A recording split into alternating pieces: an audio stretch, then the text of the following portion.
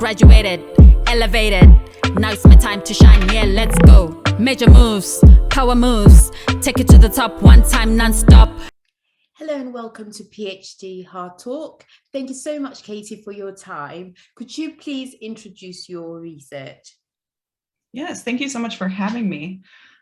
So my name is Kathryn Rico. I use she, her pronouns. I'm currently a postdoc at McGill University, and my research interests are trace metal cycling in aquatic systems, so things like lakes and oceans, and how these metals are affected by chemistry, so oxygen availability, as well as microbes that are present. This has environmental implications, because of course, if you're talking about any kind of metals, then the question is, oh no, is this arsenic a huge contamination? As well as implications for early Earth, how the Earth evolved and how our biosphere evolved to the diverse, humanity even that we have today. Excellent. So I'm just curious to find out, how does your research help a person like me in the community? So there's two kind of angles, as I mentioned. I have sort of an environmental science angle and a more earth science angle. The earth science angle, I think, is a little bit of a hard sell for most humans nowadays, especially because my interests are things related to early Earth. So this is when the land was covered by microbes, things that I think the everyday person probably doesn't think about is what happened in almost land before time, so to speak. But I think it really just drives home this question of, where did we all come from? Why are we all here? Which I think inherently, in many different ways, everybody can connect to that question. So that's sort of the environmental science angle, or the earth science, angle of where I think everybody's interests lie. From the environmental science angle, I think, especially now with climate change being such a major critical topic for humanity, everybody is concerned about what humans are doing to the environment, what things we have done that are negatively impacting wildlife, negatively impacting our water resources, as well as what do we do moving forward to try to help remediate this. So my questions from an environmental science perspective of how are trace metals cycling in environments, what's changing as the climate warms, and how does this affect freshwater systems and where we get our drinking water?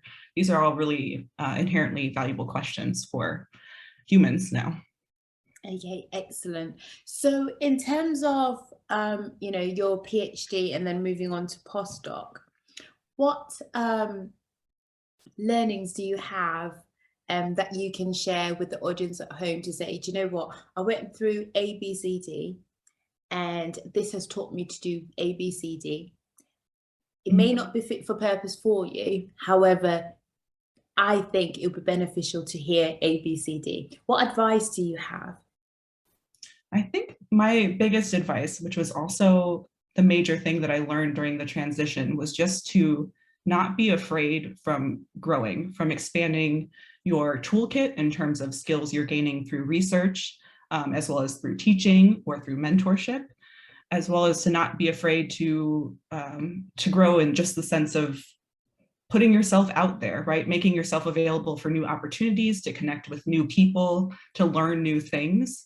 I think when you are in a PhD, it's very easy to get pigeonholed into your one subject matter that you're working on for those, 3 to 7 years, let's say, and to be really, really comfortable in that space, but not really want to branch out. And so I would just encourage people to look at kind of tangential work or interdisciplinary work that kind of falls in a similar vein, but maybe teaches you new things. And then to use that time as well to evolve just as a person and as a scientist on kind of a bigger picture. Okay, so going back to your current research then, I'm interested in your methodology. The reason I'm interested is we've received a few emails or people getting in contact on socials and asking, if we could ask the question in terms of decision making when it comes to the research methods. Some feel as if they're being pressured to go a certain path, and others are just genuinely unsure. What advice and what have you chosen and why? do you have? Great question. So I have, in terms of research methods, I primarily do very wet chemistry lab work related methods. And that incorporates some field work as well. Maybe I should take a step back here, in that generally in the earth and environmental sciences, right, people are usually enthusiastic about the earth and the environment.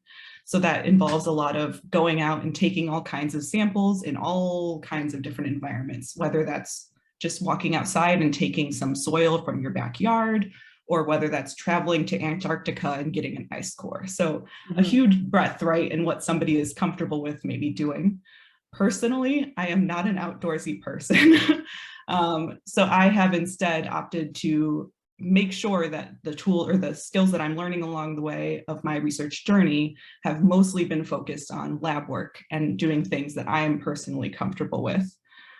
This is something that I think for anyone, you just kind of have to make a judgment call early on of what you're comfortable with trying or not trying, and then knowing to advocate for yourself when you come across an opportunity that maybe you're not enthusiastic about. Okay. For example, if I was approached, in my third year of my PhD with, oh, there'd be this amazing opportunity to go to Antarctica and do all this research, I would hope that at that point I would have said, no, that is not for me. I would prefer to be inside of the lab pipetting away for 7 days straight. I would not like to go on this wild adventure. So I think it's a lot about learning where your comfort level is and just making sure that you're able to communicate that to your mentors, to your advisors, as well as think about how you would incorporate the kinds of skills you are comfortable with or eager to learn along your journey. So, you've touched on a key point there in terms of communication, and, we take it lightly, in terms of communication. We are communicating right now, but some of our colleagues, they find that difficult to find their voice and to express themselves and articulate what it is that they mean. How did you develop that skill, and what is that skill to you, so that hopefully, based on the questions again, those that I need may be helped through your advice?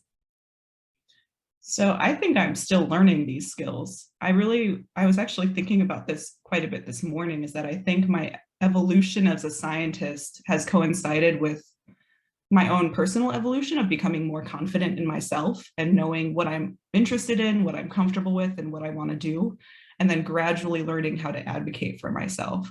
And so I think for anybody, it's a journey. And some people start with that kind of confidence and that kind of ease of communicating who they are and what they want. And other people have to gradually learn, no, here are my boundaries, and here is, what I'm excited to do, and here's how I would like to discuss things moving forward, or like to change things moving forward. So I think it's a really personal journey, but I think my own understanding of it is that it's not just learning communication skills as a scientist, but also just kind of understanding who you are personally and how you would gradually evolve to that level of comfort of communication.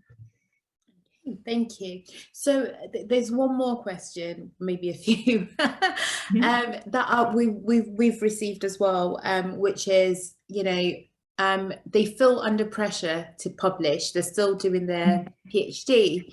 How did you manage your stress levels, and did you conform and publish when you were told to publish? Because you were told that you need to you will get a job if you publish, or you won't get a job if you publish in this, journal, for example, because, that was just, fluffy. This is the right one to get a job, and, you need to crack on and get on with it, literally. Yeah. In a sense. Yeah, I didn't necessarily feel a lot of pressure to publish right off the bat, thankfully, because I think that would have definitely added the stress. So I'm not quite sure how to specifically deal with that stress. I don't have advice for that particular experience.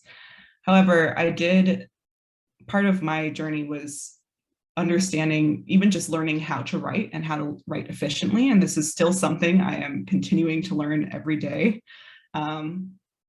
every day I have to try to remind myself it's going to be easier if you write for a half hour today, each day, as opposed to writing all of it within 7 hours on one day and wanting to cry at the end of the day. So I think, I don't know that I have specific advice for managing that particular stress. I think that we all just need to figure out what the best writing process is for each of us. And gradually incorporate that into our daily schedule to be the most successful and hopefully least stressed version of ourselves when it comes to publishing.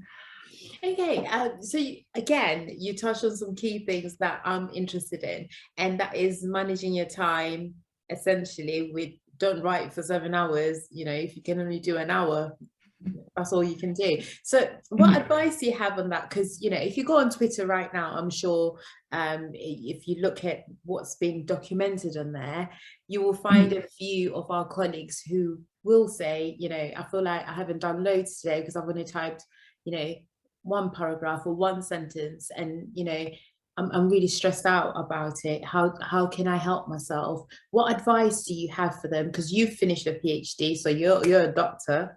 Number one. Number two, you're on a different path, which is the postdoc. Again, there's also other factors that come into that, which we'll discuss in a few moments. But going back to somebody that's still, you know, on that journey and they feel like I'm not doing what I should be doing, what advice do you have? Specifically with writing, I think is figuring out when you write best is going to alleviate so much of the stress in your life. If every day you are trying to write at 2 p.m. and you find yourself, you know, oh gosh, I just had lunch, I feel full, I just kind of want to lay around and not do anything, this doesn't work, then try a different time of day. Completely, you know, re-envision what your day could look like if maybe first thing you did in the morning was got up and just wrote for 5 minutes or wrote for 20 minutes and see where that takes you. That's fine. I'll ask this question. Okay. Which is, why did you do a PhD or get into a PhD program? What inspired you to even, you know, go on such a path? That is a great question. I feel like I completely just over and over again just fell into research and then fell into a PhD. Like, I feel like things just happened by happenstance almost, which I'm sure is not an uncommon feeling, but also probably not accurate if anyone else is having the same kind of thought process, because we each made these choices, right? Like, we did the work and made these choices. So we should feel empowered about these things that happened. But in my mind, it all just kind of fell into place like a domino effect. So I became really enthusiastic about research as I was an undergrad. I did sampling where I looked at sediments inside of a wetland. So I would go out trudging along a wetland, collecting samples and then analyzing them in a wet lab. And so I knew what the actual day-to-day work was in terms of field work and lab work, but I don't think I wrapped my mind around the broader field of earth and environmental science and where my research fits in and all of these big picture questions that I think guide your research trajectory. And so I went to do a PhD because I knew that I liked doing the day-to-day work, and I just kind of wanted to see what that avenue looked like of what does it mean to be fully invested in research? What does it mean to be a part of this field and to do something that contributes to this field? And I also was told early on that if you are hoping to eventually get a PhD, to go straight from undergrad to PhD as opposed to doing a master's in between. I would not recommend that anymore to anyone. But that is also why I chose to do a PhD right off the bat. Okay, I'm with you. I am listening. Go on.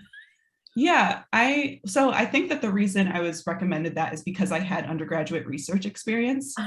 But like I said, out of that undergraduate research experience, I don't think I had a perception of the broader field. I don't think that a broader field of earth and environmental science.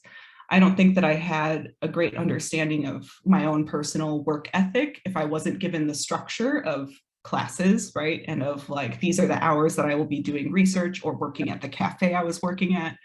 I don't think that I I didn't go into my PhD understanding how to build that schedule for myself, how to write, even what a mentor-mentee relationship should entail, like what kinds of questions I should ask for help or what I should be doing. And I think that if I had had the time to do a master's, it would have helped me to become more comfortable just in research academic space. And then I would have been much more assured and confident moving into a PhD. Because I feel like my PhD ended up being quite a slow build of me like figuring out what writing is and figuring out, you know, how do you approach research questions? How do you set your own schedule when you don't have classes lined up to do all of that for you and that kind of thing. I'm sure there are plenty of people who have successfully gone from an undergraduate and to PhD. I don't want to discount those or invalidate those experiences whatsoever. But for myself personally, I felt like a master's would have been really helpful to give me the growth to help step me up and put me in a more comfortable space when I started my PhD. That's quite interesting. See, I didn't go down the same path as you've done. I've gone down the old school way, we might call it, which is the undergrad, the postgraduate, well, in terms of MSc, and then going on to do my research. So I feel like I wish, and because I didn't know there was such a thing, that you could go from undergrad straight to a PhD. And I'm like, I should have done that. But then listening to what you're saying, I am reflecting on my own thoughts, and I'm thinking, do you know what? You've got a point there, because then I always look back, and hindsight is a beautiful thing. And I'm like, do you know what? I wasn't that mature when I was doing my master's, and I can tell in my writing, you know, it was all exciting because I wanted a master's. And then I took a break out of education for about 7 years. Then I've come back. And it's like, it's all exciting and I'm having so much fun. So I understand what it is that you're saying, because often I do reflect, and, you know, not to take away from anybody that's gone straight from one point to another, like you said. So in terms of mentorship then, what, you know, based on, again, hindsight is a beautiful thing, based on you mentoring your mentees, what advice do you have for somebody that's been given some students to look after? I'm sure you had learnings. For example, when I started mentoring students, I was like everything, like superwoman, agony aunt, and I was like, hold on, this is too much for me. I swear my role was just to do A. Now I'm doing all this stuff. I'm just not qualified for this. And I remember going to speak to the supervisor, and I was like, I can't do it. He's like, yeah, you should have just said, you know, that's not your role. This is what you're meant to do. So what advice do you have based on your stories and learnings and where you are at this moment in time? My main advice would be that to remember that their experience might be drastically different than yours. They might be coming into research or whatever the task is, I guess, at hand, completely unfamiliar with the environment, stressed about starting, worried about doing anything. They might come in with all the confidence and know-how in the world. And so I think my main advice would really be just to understand where they're coming from and try to meet them where they're at. So that way you can be the best mentor to them, and also they can be the most successful. Because at the end of the day, this is not just somebody in lab to help you accomplish a goal, right? You are trying, or hopefully trying, to foster some sense of enthusiasm for research or for the subject matter, whatever the case may be in them. And you're only really going to do that if you're able to kind of lift them up and set them up. And so I think you need to meet them where they're at to be able to do that efficiently. Excellent. So in terms of where you see yourself then in the next 5 years, let's not think about tomorrow. Let's think about, 5 and 10 years, like further down the line. Where do you see yourself based on our conversation right now? You've done a lot, and I'm just trying to understand where you see yourself and how will you give back in terms of academia, or are you going into industry? Where are your thoughts right now? How do you feel? What are you thinking? Yeah, in 5 years, hopefully, I will be a faculty member, a new PI, or I guess early career PI. Can I ask you a quick question? Yeah. Sorry. Do you know, every time I have a conversation with with somebody in the US. They say PI, I have no idea. And I honestly, I need to Oh, research interesting. that. I have no idea. What's a PI? I believe it's primary investigator. I think that's what it stands for. And now I'm doubting myself. Is it investigator? I'm sorry. So it's essentially whoever is the head of the lab. Okay, or research group, or now. yeah. Yeah. But I know that PI for like layperson lingo stands for private investigator, as in you know, someone who's like on Cheaters catching someone in the act Cheaters or something. is a TV show, you know. They've got, is it the guy from one of the Love and Hip Hop things now? He's now doing it. Really? I didn't even know the show was still going. In my mind, it's something that I watched at like 2 a.m. when I was, 12 or something. I was asleep at 2. Why were you awake? I've always been a night owl. I don't know. And then, I could go on. Back to the question. Before we go off on a tangent. No. So in 5 years, I hope to be at some institution, university, with my own lab and research group, doing some research as well as teaching. I've also done a lot of diversity, equity, inclusivity work and service. I did a lot when I was an undergrad, as a graduate student. It's slowed down quite a bit as a postdoc now, just because there's less interactions with people overall, including on Zoom. But I really would like to incorporate a lot of that service as well as an early career researcher, which I know is very hard to do. I've heard many stories of people who are starting faculty that do not have time to do anything. But in my mind, I hope that I can just somehow manage to do it all. There's 24 hours in a day. I can be awake for 20 of them completely, especially if I stay up till 2 a.m. watching Cheaters. I'm good. So. You've got this in the bag. No, that sounds amazing, and good luck and congratulations in advance in terms of your journey there. And then in terms of conferences, then what advice do you have for somebody who's thinking, I don't really want to participate, or maybe I feel like I need to participate because it's the norm, but I don't want to? I think conferences would be, I think that would be an instance where you have to push yourself. I am inherently a very introverted person. I get very tired by kind of conference experiences, going out and interacting with people. Giving talks is very, very stressful for me, or even just having a poster session. Yeah, this has been great. If only everything could be like this and I didn't have to be in front of a podium with a little laser pointer.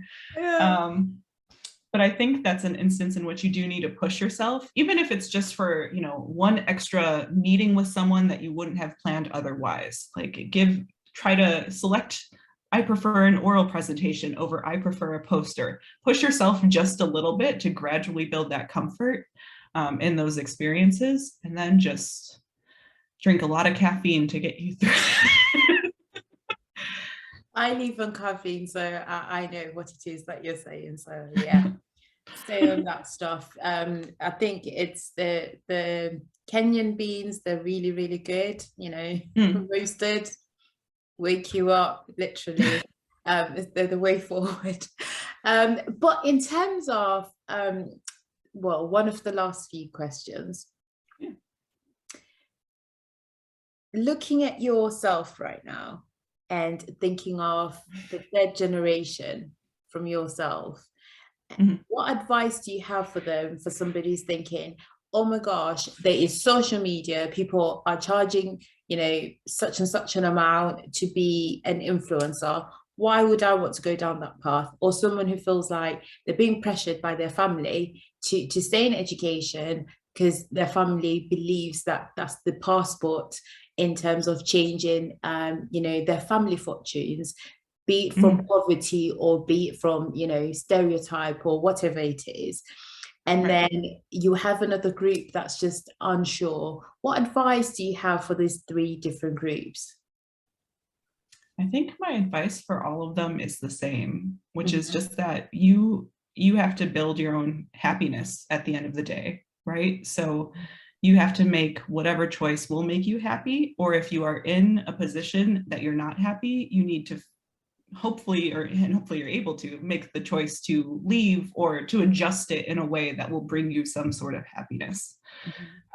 I think that it's absolutely okay to not know what you want to do next, as long as you're open to maybe trying new things. And that can be something as simple as reading an article about a subject matter that you know nothing about, you know, some, I don't know, Bitcoin article. I have no idea. Or that can be starting to, you know, taking classes and something more formal. Yeah. But I think that I think the social media space to me is very overwhelming, but I absolutely see value in kind of any kind of position, any kind of interest that people have. And so I say, go for what makes you happy. Just remember at the end of the day that, yeah, you build your own happiness. So you need to do it for yourself, I think, first and foremost, whatever that might be, and be willing to try new things and to adjust things bit by bit if whatever you're doing isn't making you happy. I like that. Thank you. You know, in terms of mental health, we know that it is a big concern amongst us, you know, as colleagues. What advice do you have for us, you know, that we're dying in silence, or maybe we are oversharing, or maybe we feel a bit, you know, maybe at times a bit suicidal, because it is, you know, a great big condition that affects us in different ways. We are isolated most of the time when it comes to research, because you can't read with 20 people, you know, what are, you know, some of us need that me time, you know, that silence, you know, that you can hear the penny drop literally. So what advice do you have for us at this moment in time? Yeah, I think 2 lessons of advice, and hopefully this time I actually remember the second track that I was going down. I've got to hear. Okay. The first thing is to very genuinely remember that you are not alone in whatever you are feeling at this point. Everyone to some degree, I think, has mental health considerations or issues that they are dealing with, or at least, you know, people at the very least have bad days, right? And so I think just knowing that you are not alone in feeling the way that you feel, and the way that you feel is entirely valid, is something to keep in mind. It might feel very lonely, you might feel very lonely, you might feel very isolated, but you are ultimately not alone in how you feel. And then the second point is just to get help. I'm a huge advocate for therapy. I think that talking with someone who is trained to help guide you through those issues and to help guide you to become, you know, whoever it is that you want to be or feel in a better way, and whatever that means. I think that therapy is a fantastic thing and a fantastic resource. And if you are able to get therapy in any way, shape, or form, and especially if you are in research in academia or even at an institution that might have some sort of therapy or counseling services, take advantage of it, because it will genuinely, you will leave better than you left, or than you started. You will leave better than you started was much better phrasing there. It can only help. So do not shy away from doing that. No, thank you so much, you know, for your wise words. Because the other thing is, some of our colleagues, they shy away from help from the university, as they feel like it's the same institution, but it is private and confidential. That information is not shared with everybody, you know, as breaking news. They say, you know, they are trained and they have to work within the laws of that country. They can't share. Maybe, I don't know if they share, but you know, I know that here in the UK we're quite precious with, you know, sensitive information. We don't just like share it for fun. So hopefully your wise words will help.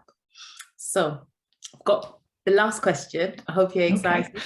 We're the end. This has been great. I'm not excited. I'm kind of bummed, but okay. So in terms of PhD Hard Talk, at the moment we're saying hashtag project dissemination to the world. So in terms of you currently, right? This is going to be a hard question. I can tell how you're framing it already. It's a fun question. not looking at research and not looking at, you know, what you're going through in terms of research, what advice do you have for somebody who's at home right now and they're watching this for entertainment? I mean, I sit at home and I'll open my crisps, right? And I'll watch workout videos. Why? Because I want to work out, but the body does not want to. And my mouth just works out, and we do this. And then after, I'm like, damn, I need to get a PT. And then that's the end of it. So I have been there as well, yes. There's someone at home right now who's going, wow, okay, I want to start on this journey, but you know, they just can't get themselves to type and search for scholarships, or maybe they're thinking, I want to change my career, and you know, I'm listening to Katie and she's saying some fabulous things here, but you know, they just can't do it. They can't break away from, you know, their norms, basically. What advice do you have? Ooh. Well, if they have the energy at all, I would recommend that they just reach out to somebody that they've seen. I mean, even somebody in the video, right, that they're consuming theoretically. If they're watching this, reach out to me, and just maybe have a chat with somebody who does something that you're more curious about. If that kind of level of activity in terms of actually cold emailing someone is too much, then just Google. Become interested in something, keep becoming interested in it maybe, or it stops there. And then if that interest grows, maybe it does turn into, you know what, maybe I want to take some classes at a community college or a city college or whatever the equivalent is in other countries, because I have no idea. Maybe, you know, maybe it grows, maybe it becomes a hobby. Maybe instead of being interested in pursuing earth and environmental science in an academic form, you just decide that you really like going on walks outside and checking out leaves and collecting them. And that's fantastic as well. You know, do whatever kind of avenue actually piques your interest and is something that you're going to want to pursue. Whether that means it's one thing you Google on a Saturday afternoon, it becomes a new hobby, or it becomes your career. All of those are great things. Excellent. So this is my closing question, which is, why did you agree to come on PhD Hardtalk? I mean, it's something new. You don't know what it's about. I've just randomly sent you a message and said, well, this is what I'm doing. Have a look at this promo video. What are your thoughts? Do you want to jump on the wagon, or you're not interested? And you were like, brilliant, I'll come up and, you know, we can discuss. So what made you come and have a conversation? You know, as I mentioned to you earlier, I really just haven't had many opportunities to chat research over the past couple of years. You know, with the pandemic, I haven't been going to conferences. Generally, as a postdoc, it's often referred to as kind of academic limbo, because you're not really engaging with people as much as you would as a grad student. And so I think just the opportunity to chat about research a little bit and talk about my journey as a whole is something that I'm excited about. And if it brings anybody into, like I said, if it brings somebody to Google at 2 p.m., like, how do trees grow or something, I don't know, then that's great. You know, if it sparks some sort of interest in one little thing in someone's mind, then I can take an hour out of my day on a Saturday, you know, to have this kind of conversation. Also, it's been a lot of fun, and I figured it would be a lot of fun from the videos that I checked out. So that kind of helped to sway my opinion as well. Excellent. Well, I have to say, you know, when it comes to trees with our current global climate, you know, we need to learn how to grow a few in our own back gardens, because it's not getting any better. You know, currently here in the UK, I don't know if you've seen it on the news, like fuel prices have just gone like that. And people are choosing, anyway, based on the news, allegedly, I would say, you know, between, you know, spending so much on food or paying their gas and electric. And you need gas and electric to do a lot more. And now it's winter. So it's a need, I think. We need to learn how to produce things for ourselves to help the climate, in a sense. So I think what you're doing in terms of research, I know that it is relevant. And if you looked at the soil previous to current situation with all of these natural fires, or the fires that we start to, you know, to plant avocados because we like avocados, and the little what is it, farms for the fish because we like salmon because it's in fashion now. Yeah, but there's so much I could go off on a rant. So I do believe what you do is important, and it's needed in our communities because we don't have that awareness. I mean, I'll give you an example. I didn't realize a chicken had a heart. I know that a chicken breathes, right? But I've never cut a chicken, cut it up, right. and, like seen everything. And then when I went to the butcher's, they're like, "Oh, that's chicken heart." I was like, "A chicken has a heart." It's a dumb question, right? But it's because I've never seen it. But I know that it's a living, not being, but it's an animal. Yeah. Please don't laugh at me when we get off this video. But I think that's the beauty about research. Like, I think for everyone, there is so much in our world, and that can be, in our actual earth and environment, as in the field that I'm in, or that can be in social structures, something that I'm far less familiar with. There's so much that goes on in our world and in the space and beyond that we do not understand, right? That we have no obvious connection to. Like, why would you know that a chicken has a heart? Have you ever, I mean, I don't even know if I've touched a chicken that's been alive, right? I have no idea. So I think that's the beauty about research, though, right? Is that there are people that are out there that are answering questions that are unknown or trying to answer these questions, as well as there are people and all kinds of resources for you to be able to look online. Google being the obvious easy one, but there's a wealth of information out there to answer questions that you don't know. You just have to be willing and able to look for it. Well, I would say thank you for saving my dignity about, in terms of the heart. You phrased it very well. No, so I love it. I have moments like that all the time where I'm like, wow, I can't believe that word is comes from here. It makes, I have a lot of these moments, don't worry. I know a lot about my particular subject area, but then ask me about something at all outside of it and no idea, what is this? No idea. Love it.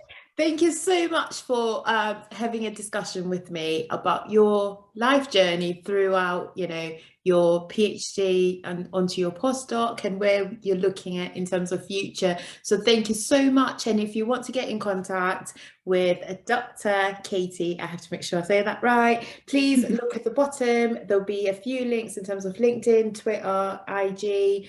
If you do send a message, please give her time. She might be in the labs. 48 working hours probably, or maybe a week, depending on deadlines and just life stresses. Sometimes we just don't want to read anything. Just give us, a moment to ourselves. Sometimes I'm just watching TV all day, I can't be bothered. Why are you reading me?